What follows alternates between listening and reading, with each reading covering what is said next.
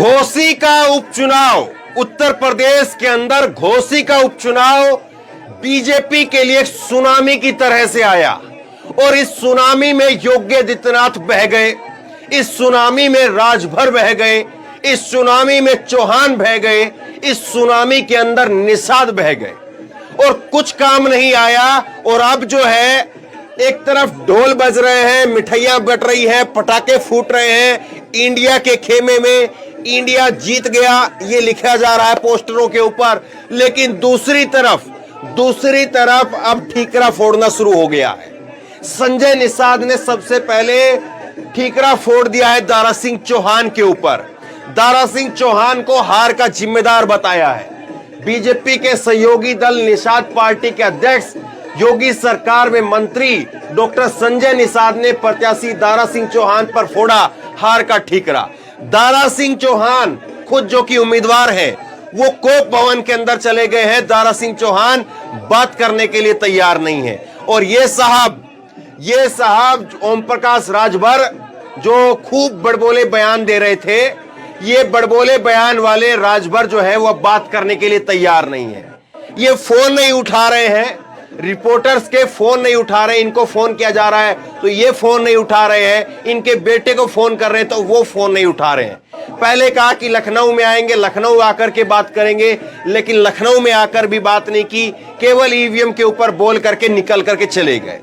तो अब जो है इस सुनामी के अंदर जो मुखोटा लगा लगा करके सब लोग घूम रहे थे, कह रहे थे डबल इंजन की सरकार, ये सरकार वो सरकार, सब बह गया है और अब जो है वो एक दूसरे के ऊपर जो है वो ठीकरा फोड़ने का सिलसिला शुरू हो गया है। अब सवाल ये है कि क्या वाकई इस घोसी के उपचुनाव ने बीजेपी के पैर उखाड़ दिए हैं और बीजेपी के साथ चिपक करके सब लोग अपने आप को समझ रहे थे कि हम लोग जो है वो यहां पर सेफ रहेंगे, तो वो सब के सब अब डेंजर जोन में चले गए हैं और बीजेपी के साथ में अब रहने का मतलब ये होगा कि अपने आप को खतरे में डालना।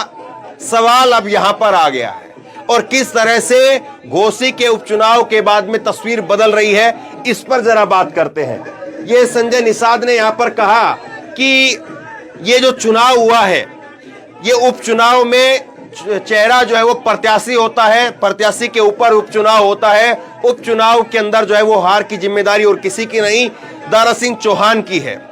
इसके बाद में वो कहते हैं कि लोकसभा का चुनाव होता है उसमें पीएम चेहरा होते हैं, विधानसभा का चुनाव होता है उसमें सीएम चेहरा होते हैं और उसके बाद में जब यहाँ पर उपचुनाव होता है तो उपचुनाव में प्रत्याशी चेहरा होता है। मतलब गजब की बात है, जब योगी आदित्यनाथ आते थे यहाँ पर, जब 2 दर्जन से ज्यादा मंत्री यहाँ पर आते थे, 60 से ज्यादा विधायक यहाँ पर आते थे, तो वो चेहरा नहीं थे, दारा सिंह चौहान ही चेहरा थे।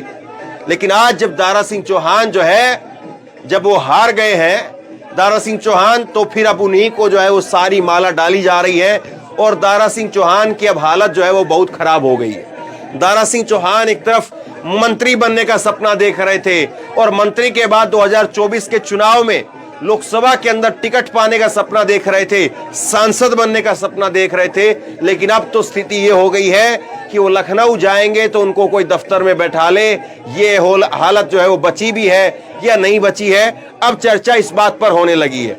अब इसके बाद में देखिए, समझिए कि ये जो चुनाव हुआ इसने किस तरह से जो है वो चीजों को बदला है, इस चीज को आप समझिए।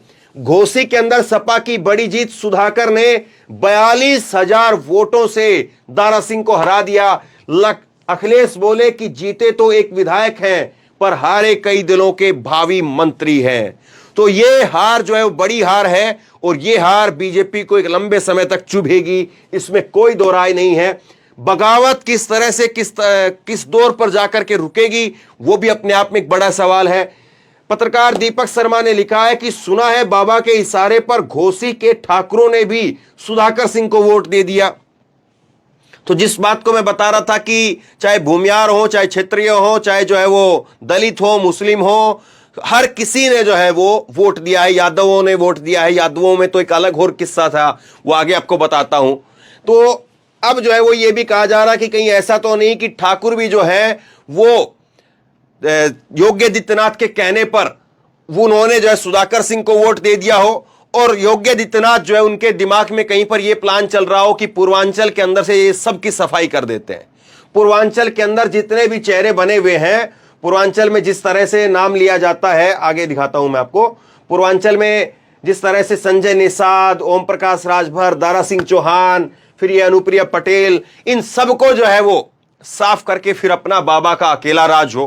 क्या बगावत उस तरह से, उस ढंग से और वहां से हुई है? सवाल एक ये भी है। इसके बाद में एक सवाल ये भी है कि इस चुनाव के बाद में पर्दे के पीछे रह करके मायावती जिस तरह से इस चुनाव को देख रही थी, अब मायावती जी के पत्ते जो है वो किस तरफ खुलेंगे? मायावती जी इस चुनाव के बाद में किस तरफ आगे बढ़ेगी?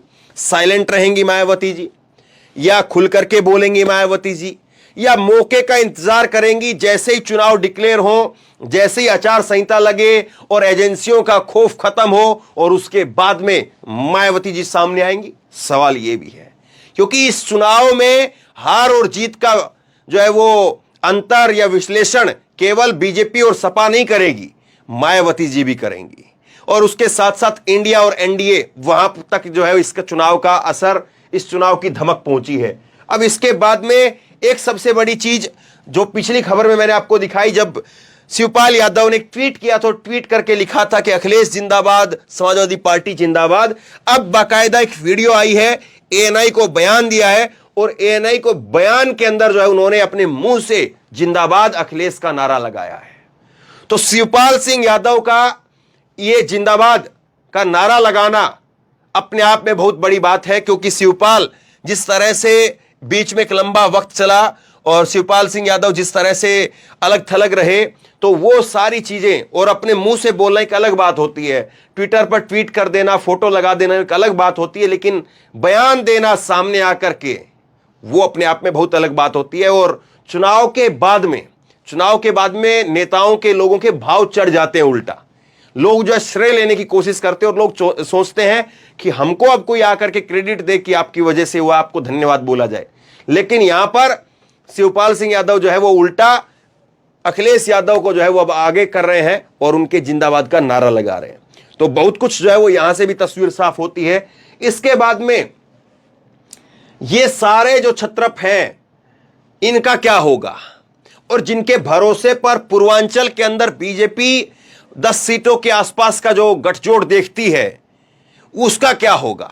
क्योंकि जिस तरह से चाहे ओम प्रकाश राजभर हो, और ओम प्रकाश राजभर की तो अब मैं बात बताता हूं आपको, इनके तो बयान एक नहीं, दो नहीं, पता नहीं आप कितने सुन लीजिए। और लोग ये कह रहे हैं कि ओम प्रकाश राजभर, उनकी अब जुबान पर कैंची जरूर चलेगी, उनकी जुबान जरूर बंद की जाएगी, क्योंकि ओम प्रकाश राजभर के बड़बोलेपन की वजह से बीजेपी को नुकसान हुआ है।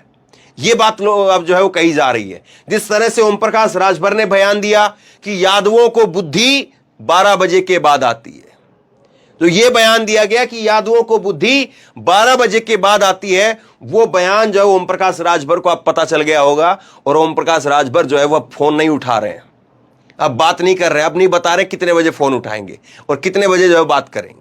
तो अब बात नहीं कर रहे हैं ये ओम प्रकाश राजभर। और इसके साथ साथ जो है अब इन लोगों का क्या होगा? बीजेपी इन लोगों के भरोसे पर, इन लोगों के कंधे पर चढ़ करके पूर्वांचल के अंदर जो है वो अपनी स्थिति को देखती थी, और यही लोग जो है वो बीजेपी को चढ़ा करके बताते थे कि हम तो ये कर देंगे।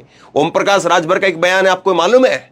ओम प्रकाश राजभर ने कहा कि इस बार अखिलेश यादव को सफाई भेज देंगे। ओम प्रकाश राजभर इस बार अखिलेश यादव को सफाई भेज देंगे। तो ये सारे बयान जो है वो ओम प्रकाश राजभर के तो बयानों का एक पूरा एक गट्ठा जो है वो बनाया जा सकता है, और इनका तो कायदे से जो है वो अब बीजेपी हिसाब लेगी। समाजवादी पार्टी तो अब क्या करेगी? समाजवादी पार्टी ने तो उल्टा, समाजवादी पार्टी के नेता साजन सिंह कह रहे हैं कि अच्छा हुआ बीजेपी ने राजभर को ले लिया और राजभर को अपने पास ही रखे बीजेपी। ये हालत हो गई है साहब। एक तरफ बीजेपी जो बता रही थी 38 दलों का गठबंधन है, ये है, वो है, फला है, ढमका है, अब उसमें स्थिति क्या हो गई है? अब ये हो गई है कि अब पनौती के तौर पर जो है ये साबित हो रहे हैं कि एक दूसरे नेता के तौर पर जो है ये आरोप लग रहे हैं। आगे देखिए, एक चीज इस चुनाव से ये साफ हो गई कि जिस तरह से अल्पसंख्यकों को लेकर के, मुसलमानों को लेकर के, और जो खबर मैंने आपको दिखाई भी वोटिंग वाले दिन कि कैसे जो है वो सीओ के ऊपर, विनीत सिंह सीओ के ऊपर जिस तरह से आरोप लगाए गए कि सीओ जो है वो गाली गलौज कर रहे हैं, सीओ वोट नहीं डालने दे रहे हैं, जो ये सारे आरोप लगाए गए, तो और जिस तरह से ये देखिए, अब दो तस्वीरें आपके सामने हैं, कैसे जो है वो मुस्लिम युवकों की जो है वो यहां पर 4-4, 5-5 पुलिस वाले चौतरफा उनको घेर करके यहां पर चेकिंग कर रहे हैं, जैसे कि वो वोट डालने के लिए नहीं जा रहा हो, बल्कि पीएमओ के अंदर प्रधानमंत्री से मिलने के लिए जा रहा हो। इतनी चेकिंग जो की जा रही, 4-4, 5-5 पुलिस वाले घेर करके आगे से, पीछे से, ऊपर से, नीचे से सब कुछ चेक कर रहे हैं। तो ये जितना जो है वो लोगों को वहां पर जिस तरह से माहौल बनाया गया, उसका फायदा हुआ उल्टा, उसका फायदा हुआ है उल्टा। और लोगों को लगा कि अब ये चुनाव भी नहीं होगा तो फिर चुनाव फिर कब होगा, और इस चुनाव में भी अगर नहीं निकले तो फिर कब निकलेंगे। तो ये सारी चीजें हैं, और इन सारी चीजों ने धीरे धीरे करके जो है पत्ते खोल दिए हैं। कांग्रेस अब कह रही है, कांग्रेस के अध्यक्ष हैं अजय राय, उनकी तरफ से बयान आया और वो कह रहे हैं कि भूमिहार जो है वो अब इंडिया के साथ है।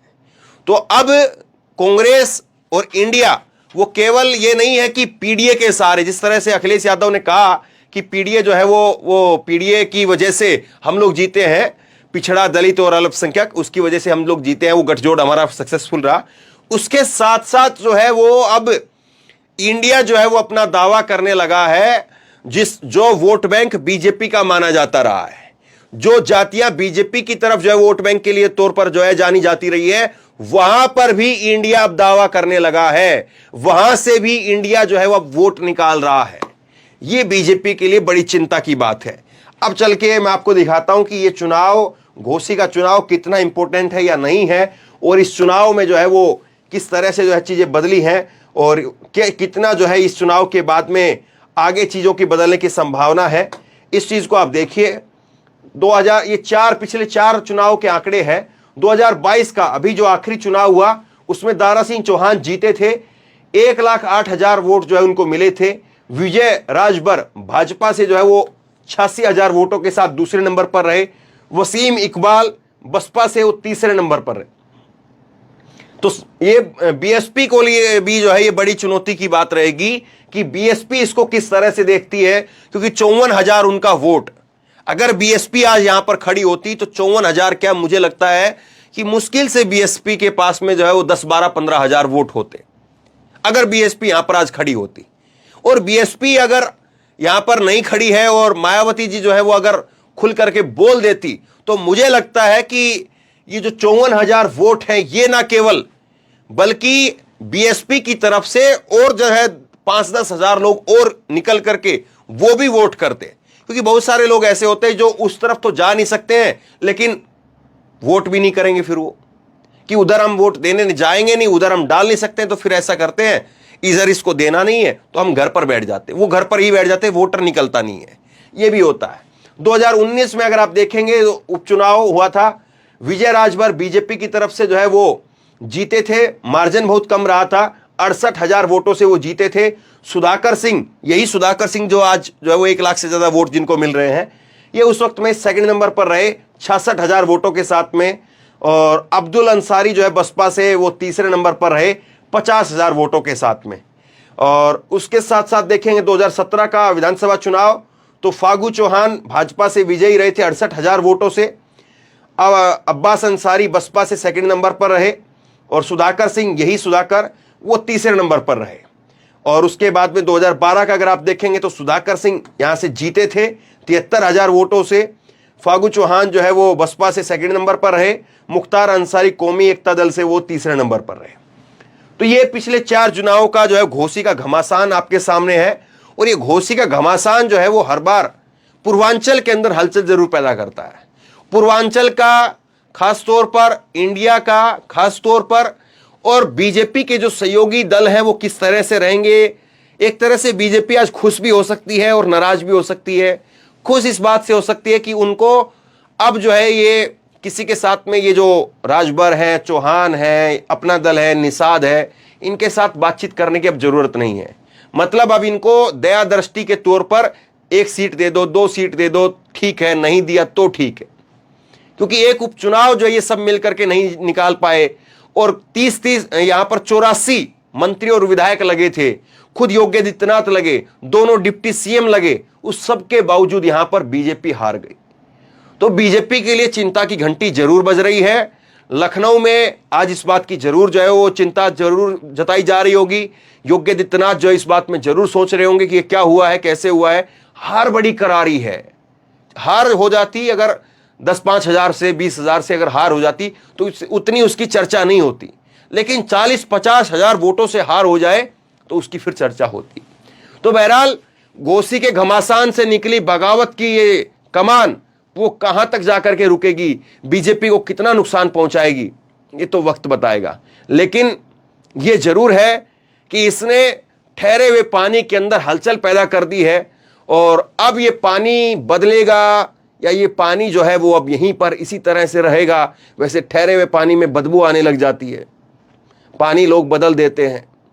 तो बहुत कुछ जो है वो अभी इस चुनाव के बाद में समीकरण जो है वो बताएंगे।